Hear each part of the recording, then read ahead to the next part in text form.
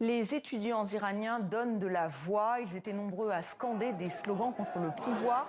Ces images ont été postées hier. Cette nouvelle démonstration de colère s'est déroulée à l'université Sharif de Téhéran. Elle a dégénéré entre affrontements entre pro et anti-régime.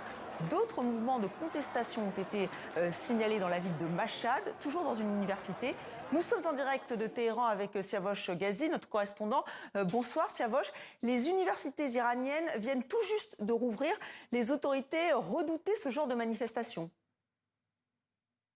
Absolument, les universités étaient fermées depuis un mois. Elles ont réouvert hier, samedi, qui est le premier jour de la semaine iranienne.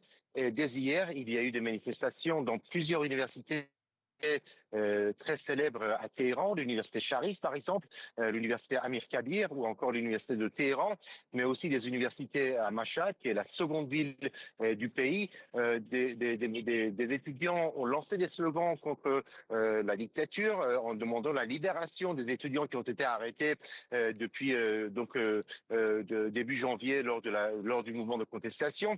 Il y a eu également des slogans en faveur de Reza Pahlavi, le fils de l'ancien monarque qui a été renversé en 1979. Et puis, il y a eu aussi des manifestations de fidèles du pouvoir, des étudiants Bassidji.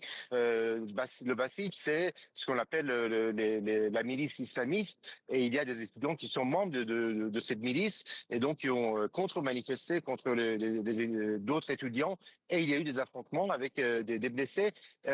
Pour l'instant, ces manifestations sont cantonnées dans les universités. Et il n'y a pas eu de manifestation en dehors des universités. Dans la rue, par exemple, on ne sait pas si cela va prendre de l'ampleur ou pas. Mais en tout cas, il y a des cérémonies de deuil un peu partout dans le pays pour le 40e jour de la mort des jeunes ou des moins jeunes qui ont été tués, en particulier les 8 et le 9 janvier dernier, lors du mouvement de contestation qui a été réprimé férocement par le pouvoir.